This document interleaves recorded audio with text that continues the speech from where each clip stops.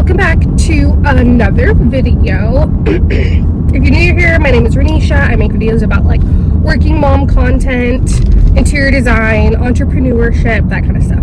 So it is Friday morning. I just dropped off Scarlett at daycare and I am so tired, and I know that I say that on every single video and I'm definitely a broken record, but Scarlett has been teething, and so I swear the teething has been getting to her. It's been very challenging. She woke up at like 1 a.m. last night and she was awake from 1 to 3:30. Yeah, like 1 to 3:30. And she wasn't even crying, but she was just like rolling around in her crib, and she just really couldn't fall back asleep. It was really weird because normally if she's in the crib and she's awake, she's crying, but she was just trying to fall asleep. I finally gave her a bottle at like 3, and I thought that was gonna be like the magic ticket for her going to sleep, and it was not. She still was like just having a hard time falling asleep. And so I was awake that entire time that she was trying to fall asleep. So I'm just a little bit tired, still feeling a little bit under the weather. Today's like a really weird day because I initially had it planned that I was gonna go have a meeting, like a meet and greet with a new contractor that I want to work with, and I keep saying locations, in the next town over. And he messaged me early this morning, and he just said that he had some changes in his schedule, and so he wasn't going to be able to meet with me anymore, which is totally fine. We'll reschedule for next week, no big deal. But that was kind of like a chunk of my morning, and so now I'm just like, okay, well, I guess I'll just, and I wanted to go do that because I like to make the drive to the next town over, but whatever. And so now I'm just heading into my office. I know that I have a design agreement to approve for a new project. It's a little tricky because it's a new contractor, and when I work with new contractors, it's always just kind of like you don't know them. Like, you don't know how they run their job sites, you don't know how they do business, you don't know how their clients are, and you're just being brought onto a project that you pretty much know nothing about, and you've never met the client, and it all just feels a little nerve-wracking. But he wants to bring me on for a barndominium design, and so he sent me over a contract because I'm going through his business. I'm not going direct with the client. It's really not my favorite thing to go direct or go through the contractor. I prefer to go through the client and have my contract be with the client, because at the end of the day, a contractor, a builder, they're worried about the bottom line, like how much money they're making. They obviously don't want to go over budget. They don't want to spend any money. They want the cheapest tile, the cheapest cabinets, they want the cheapest thing so they can make the largest margin. It's business. That's just business, whatever. But clients value design. They value paying good money for things. It's so bouncy. They value spending money on things, and so they want the more expensive tile, they want the more like expensive cabinets. They don't want to just put a bunch of junk in their house. So it's easier for me to go through the client just because they value the design more than a contractor does, most of the time, not always, but most of the time. So I'm a little bit apprehensive about it. Plus the design fee on it is like not the greatest design fee, and it's still a crap ton of work. It's so much work. So it just sucks that the design fee, like he had already like put together a budget for the design fee, and so he told me, he's like, I already like budgeted it. This is what the budget is. I know it's not great, but the next projects will be better. And so I'm just already feeling a little deflated, because when I'm going into a project and I know it's a crap ton of work, it's like months and months and months of work and hand holding and just meetings and meetings and meetings, and then the design fee is like non-existent. Of course, I'm grateful for any amount of money that I make, but when the design fee just doesn't match the work that you put into it, for me, it's hard. It's a little hard. But nonetheless, like, I still would do a good job. I still will do the same process that I would do for literally any other client. So I'm going to go in, review that contract that he sent me. I don't know if I'll have any select or any changes to make to it, but yeah. And then I need to put together a Pinterest board for a new project I just signed like a couple days ago, earlier this week. And again, that's another project that it's a little bit smaller. So again, the design fee is really small, but the smaller projects, if you're an interior designer, you know this.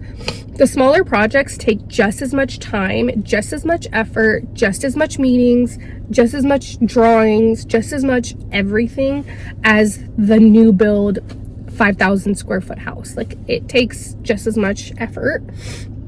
So when the design fee doesn't quite match the effort, it gets hard. But I do know that that's my own, I make my design fees. So it's not like I work for someone else and I'm like stuck in my design fees. I can change my design fees, and I just need to be better at like being firm with my design fees. And because at the end of the day, I want to like help people. Obviously, that's what every designer wants to do, is help people. But yeah, so I know I need to look at that, and I need to start working on the other project that I'm going to be having our first meeting next week. It's a custom staircase, and in the staircase, the client wants to do like a built-in wine cabinet, or like some sort of built-in in the staircase, and then they want to open up a wall, and like they want to add some color. So it's kind of like a little bit of a piecemeal job, but I do need to start like creating the Pinterest board for that. And then those are the only things that I really need to like focus on today. I do need to follow up with a client that I sent over pricing to. I want to say like a couple weeks ago. I had an initial like discovery call with the client for running the exterior job on their house. So they wanted me to do the exterior design and then also like pretty much PM the project.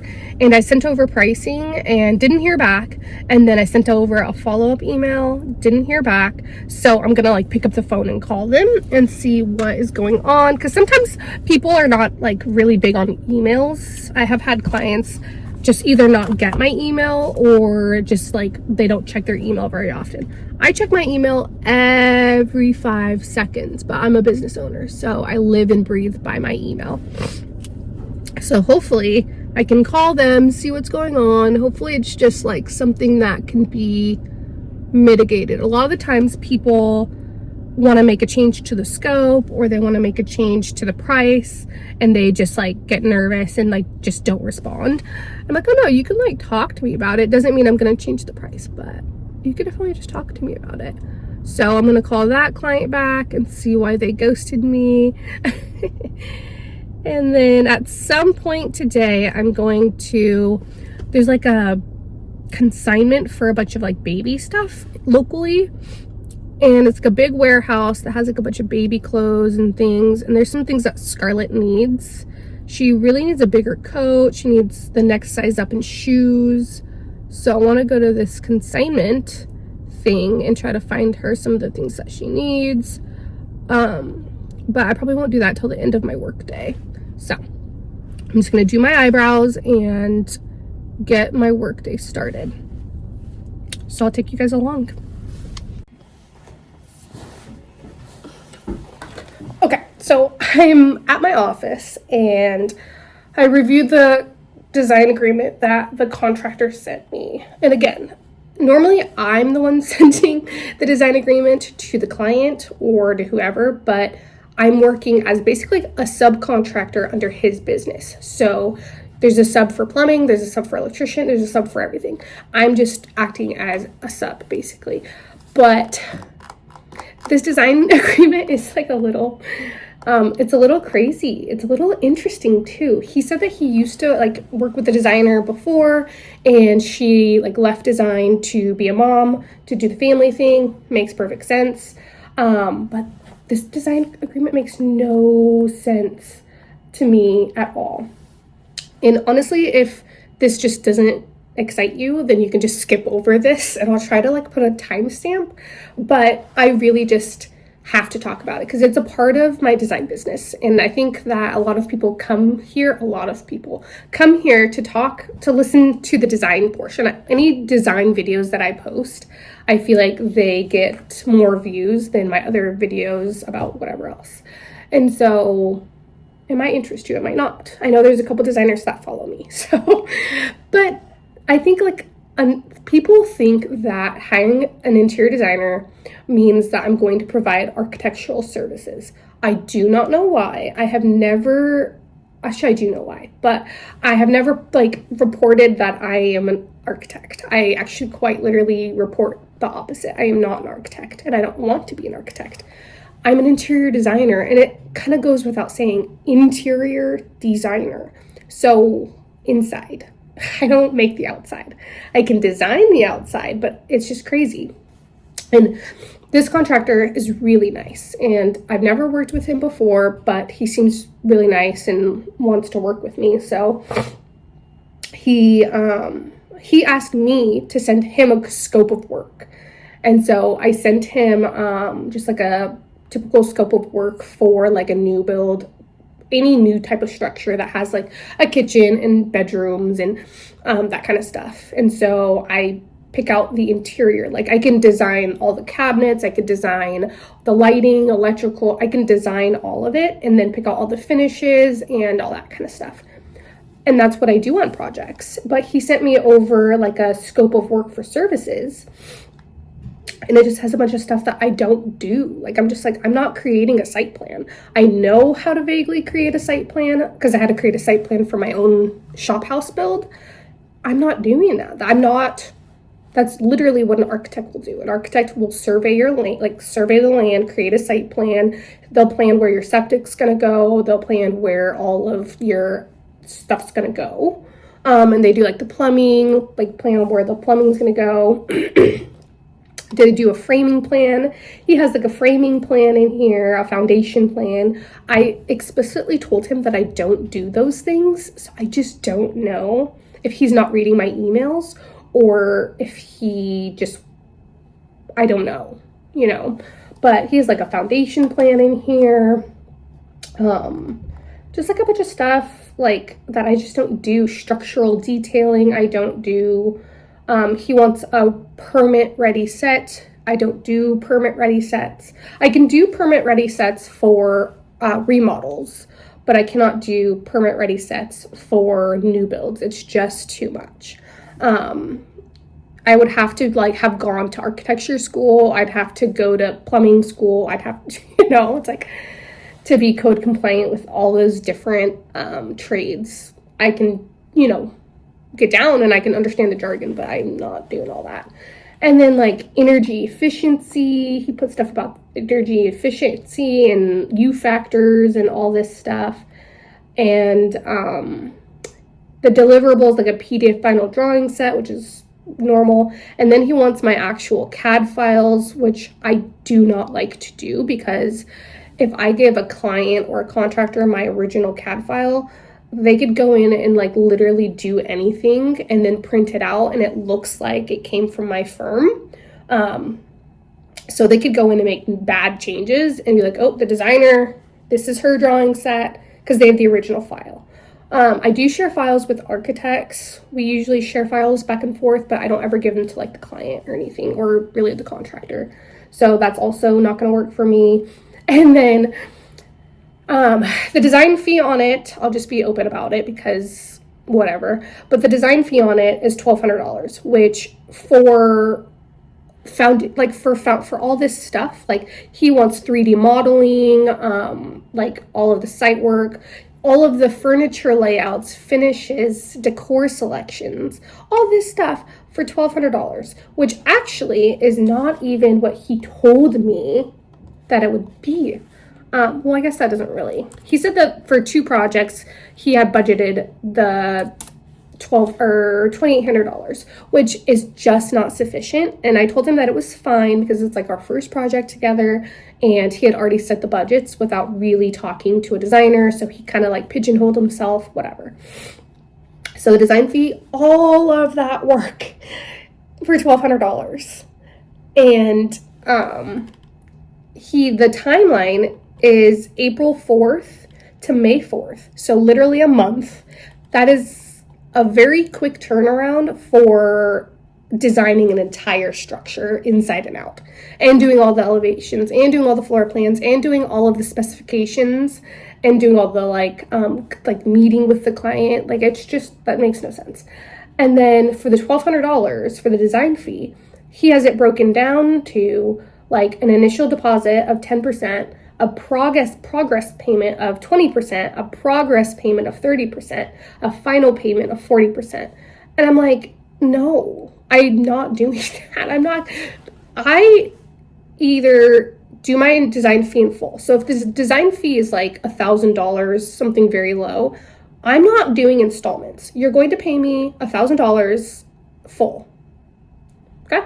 I've done design fees for even lower than that, and it's always in full. If we're doing a design fee, I've had design fees that are way larger than that, and then we can talk about installments, because the average person can't shell out $20,000 in one design fee check. So that's when I'll be like, okay, we can break it down into installments. Likely the project is over 6 months to a year, sometimes 2 years. And so we can totally do installments. There has been projects where I do 75% up front, 25% on the back end, so that if a client ever walked off a project, I'm only footing the bill on, I only lost 25%. I still made the 75%. So this 10%, 20%, 30%, 40% on a $1,200 design fee just does not make sense. And I'm not sharing this as like trying to be snarky or trying to be like sassy, but I do think it's important to talk about this kind of stuff as an interior designer. And I don't think a lot of us are having these conversations. So yeah. And then any additional work, there's always additional work, always. Scope creep, always. Especially on a new build, on a remodel, 1000%. Even on a furniture project, even on an e-design project, there's always scope creep. And that's where it gets tough, because then the client will come to me and be like, hey, like, I actually saw this on Pinterest and I actually want to add a master suite, or I want to add something. And the contractor is going to be upset with me when there's overage, because he only accounted for it. Just gets hard when you're working with a client, but the builder's paying you, because they don't want to pay any more money, because it's just coming out of their own pocket. They're not going to go back and charge their client more for designing more. It's a whole thing. And so any additional work will be billed at $50 an hour. I just simply do not work at $50 an hour. I will be broke tomorrow. I will be out of business tomorrow if I worked for $50 an hour. So this whole contract is super interesting. It's very interesting. No delays, which I can't control delays. My hair is getting a little crazy. I can't control delays. So a client might be the delay. They might not be able to make a decision on something. And so I have to fix my hair. It's getting a little crazy, but a client could have a delay. So what am I supposed to do? It's just very like, does not make any sense. Yeah, so I haven't reviewed the rest of it, but it's just very interesting. So that's just crazy to me. So, and it sucks because it's a cool enough project. It's like a barndominium, has like a cute, like the client included some like ideas of what it could look like, and it looks like it could be a fun build. I like doing interesting structures. Like I like doing cottages, cabins, lodges, barndominiums. I like doing fun structures like that. I think you can have a lot of fun with more of like these different kind of homes, and it's good for my portfolio to showcase different types of work. But this is simply way more. I never told him that I would do any of this. Yeah, so I'm gonna respond to him and just like get together on some of this stuff. I probably should call him, but I just simply just do not feel like calling him. Like, I don't like that. Like, if I communicate to you, like, I'm an interior designer and I send you a sample drawing set and I give you a scope of work for stuff that I do, and then you add like all this other stuff that I specifically told him I don't do foundation plans, I don't do framing, I don't do roof plans, I'm not an architect, I'm the interior designer, I'm designing the interior. But anyways, this has been like an almost 15-minute rant, so we're just gonna move on. Hopefully that was not, I don't know, hopefully that was interesting.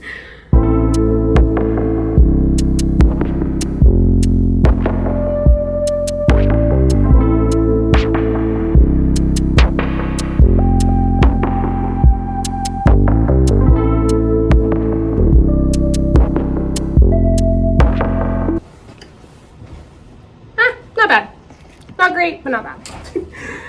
So I wanted to do a little update. I just had a phone call, which is so annoying because I need to get a camera. I need to just bite the bullet and get a camera so that when I'm having these basically negotiation calls with contractors, with whoever, I can actually video it, because I video on my phone. And so obviously if I'm talking on my phone, I can't record. But that call was about like 25 minutes, and it was actually a really good, productive call. So I essentially just emailed him back and I was like, hey, like, all this structural stuff can't be in here. I'm not a structural engineer, I'm not an architect, you got to take it out. Like, I can design the barn dominium, but I cannot do foundation plans and structure plans. I don't want to. I don't know how. I don't want to. And he's like, okay, that's fine. That's fine.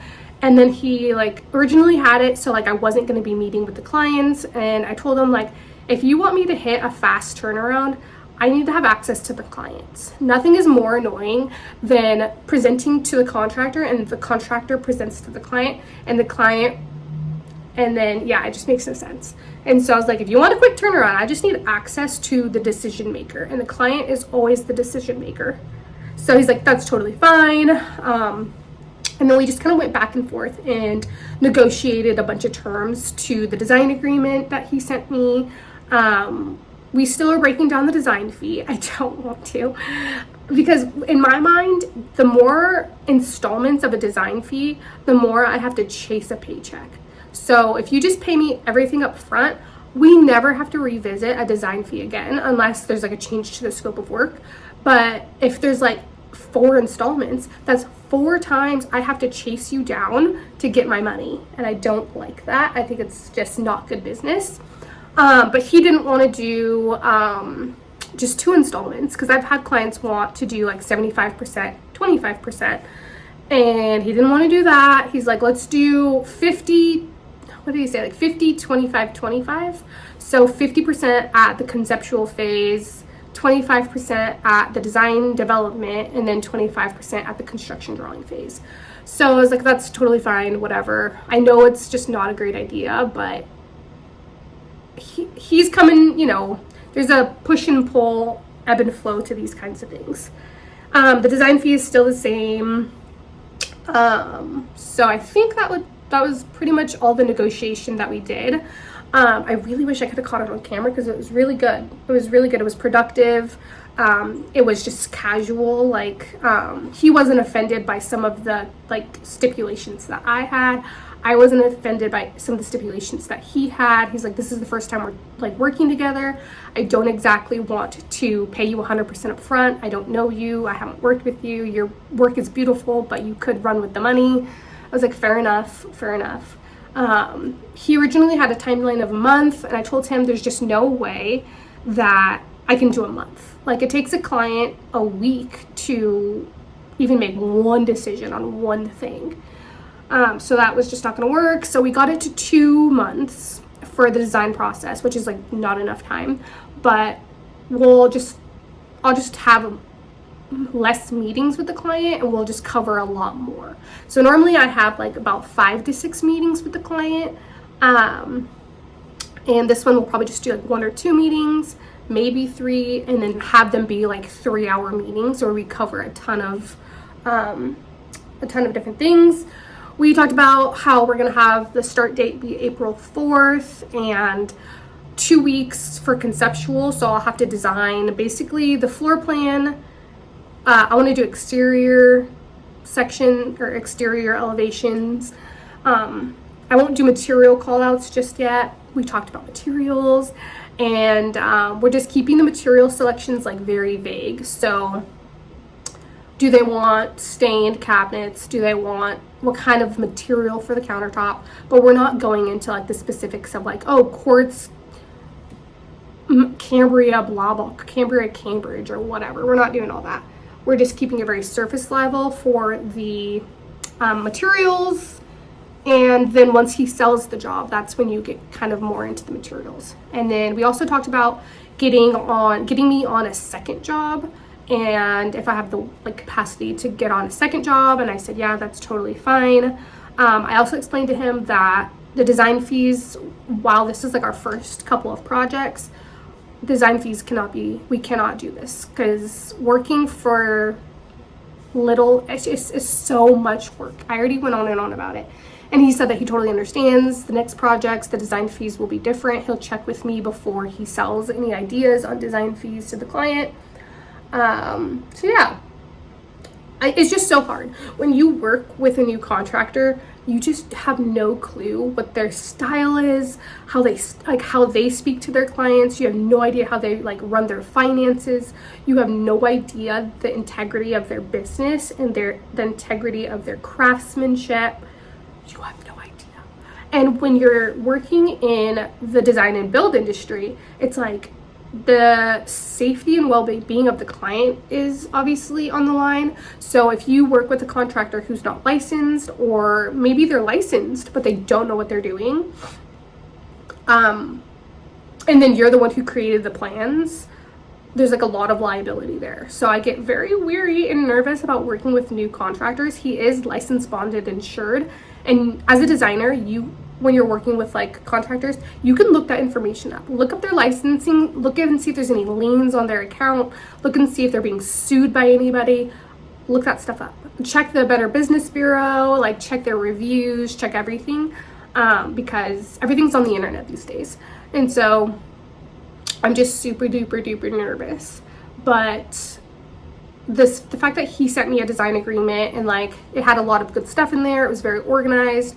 The fact that he's able to have a conversation with me and negotiate with me without being condescending, without being pushy, and he's willing to come down on his expectations. We're like managing each other's expectations really well. So far it seems like it's gonna be okay. I'm still very nervous, and I get nervous about like my own safety, believe it or not. When you're on job sites, a lot of the times, obviously there's a bunch of men on job sites, and for the most part nobody's weird, like everything's very fine. I've never been in a situation with a contractor where I felt like uncomfortable or unsafe, but you never know people's intentions. So I'll keep you guys posted on if this project goes anywhere.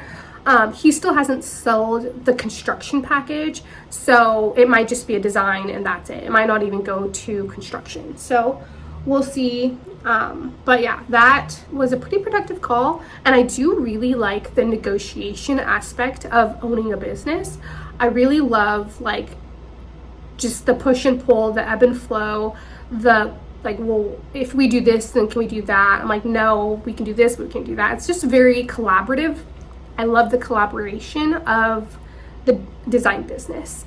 So yeah, it is. I don't even know what time it currently is, but I probably should get some lunch in me. And he said he's going to revise his contract, send it back over. I'll check it one more time to make sure that like he took all of that like structural stuff out of there, because I'm not trying to get caught up in being liable for the structural aspect of this project. All of my like drawings are like schematic, and they need to be managed by someone else. Like, I'm not an electrician, I'm not an HVAC. I can design and give you design intent, but I'm not doing all that stuff. So hopefully the client is also nice, because I haven't met the client for this project, and usually that's a huge part of whether I take on a job or not, is if the client is nice. If I get red flags from the client, I try to stay away. Sometimes I do need the money, so I will take on the project. But I try to stay away from clients that give me the crazy, like they give me the crazy vibe. So some clients don't even give you the crazy vibe. They're just nice, and you think that they're just nice, and then they turn out to be crazy. So I've had that happen. But anyways, I'm gonna go get some lunch and then see what time it is and kind of take you guys along my day. So I tell ya, if you don't want to be in a bad mood, do not call your health insurance, because oh my gosh. So if you've been following along, Scarlett has been sick off and on, and she started daycare, so she had to get all of her shots, and she was in the ER, not in the ER, that sounds dramatic. She was in the hospital, she was in urgent care, like we had to take her to the pediatric dentist. She was really, really sick for a good chunk of time. And prior to her getting sick, she got up to date on all of her shots. And I noticed that when we got the bill in the mail for that, her insurance didn't cover any of the shots. And that's part of her insurance, is to cover the shots. Like, it's called preventative care. And I noticed that they didn't cover any of the preventative care. So I was digging a little bit deeper.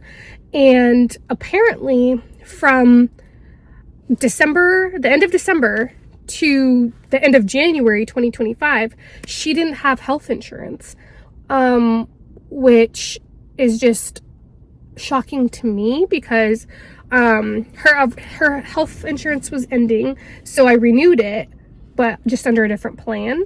And I guess it started February 1st. So when she got her shots on January 22nd, she didn't have coverage technically. So they didn't cover any of her shots. So if I would have waited just 2 weeks to get her shots, it would have been completely free.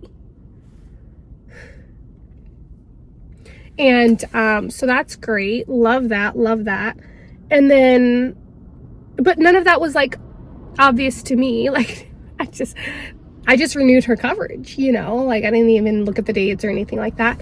And she had to get shots like when she did, because she had to go to daycare, and she couldn't go to daycare without the shots.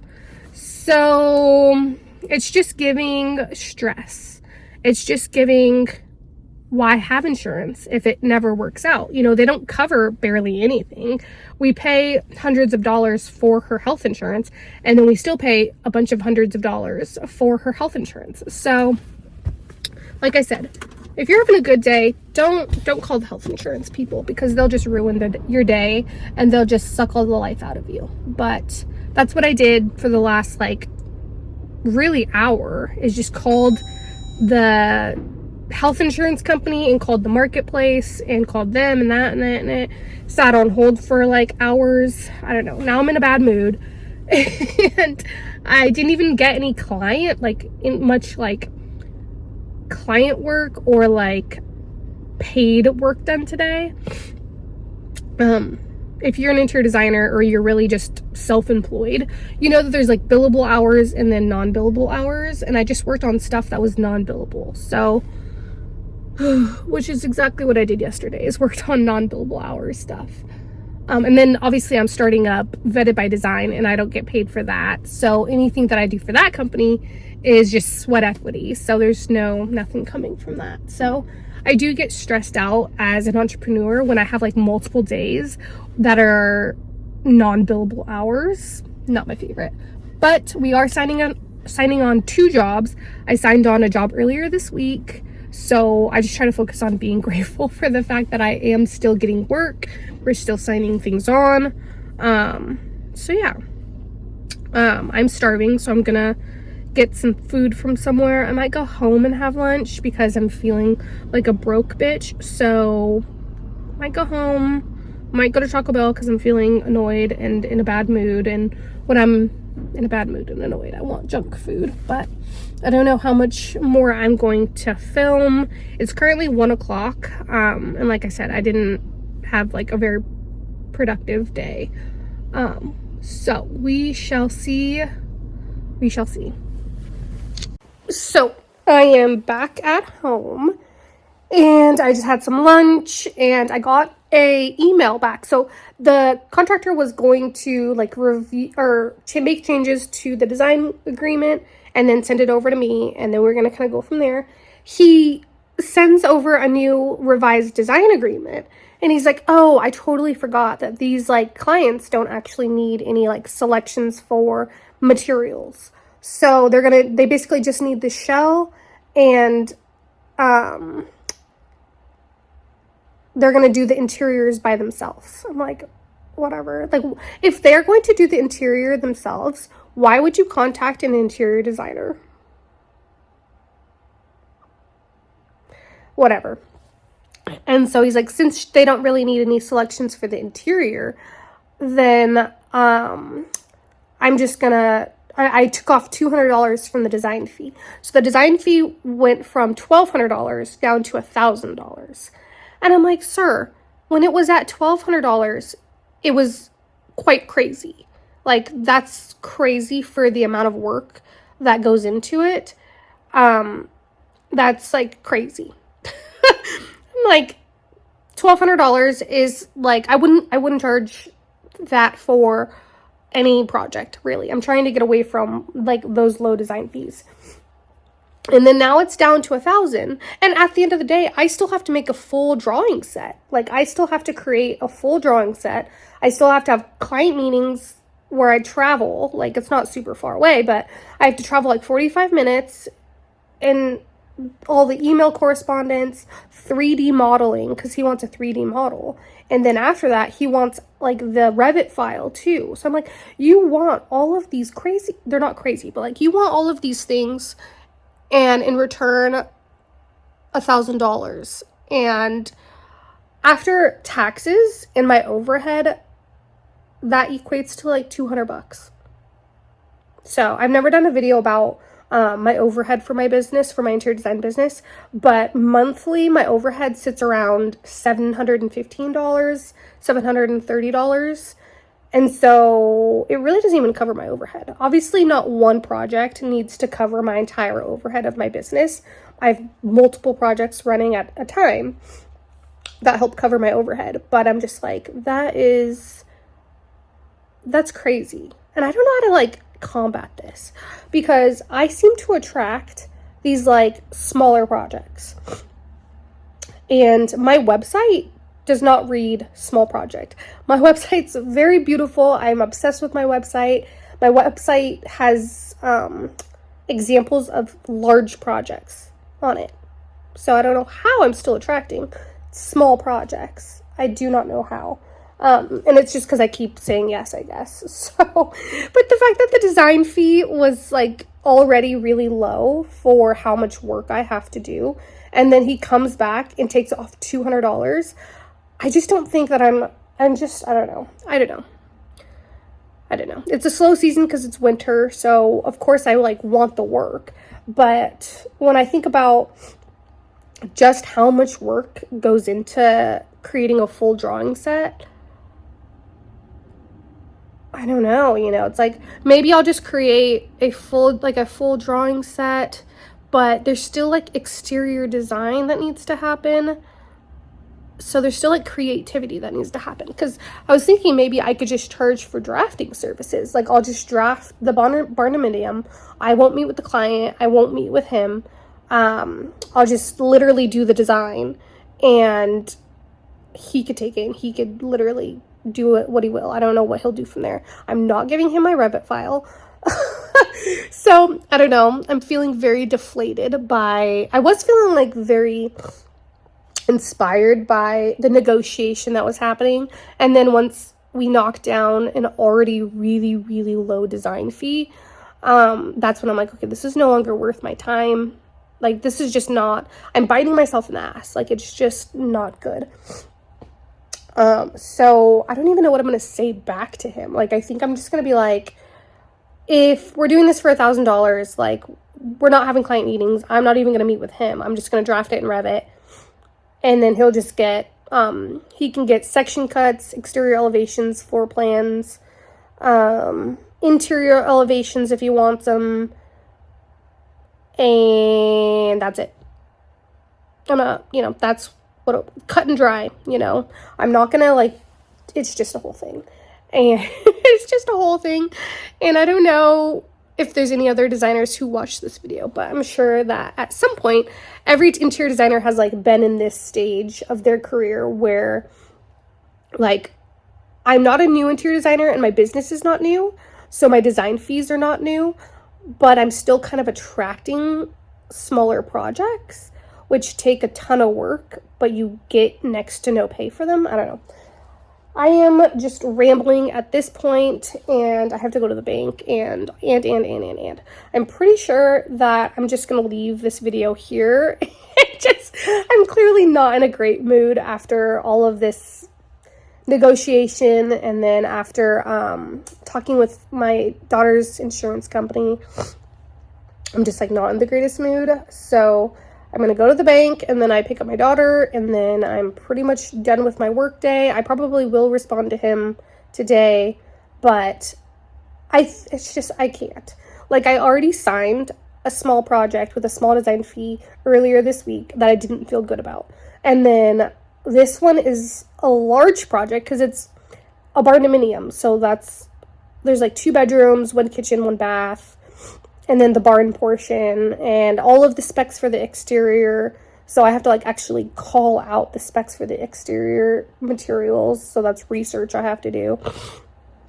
And when I think about doing all of that and then not even like getting the pay that I should be getting, it's just deflating. So on a project where I'm doing like a full drawing set, and actually there is design, like creativity, the design is a part of it. Client meetings, site visits and things like that. It's just really should be in like the 5, 8, 10K range because it's a new build.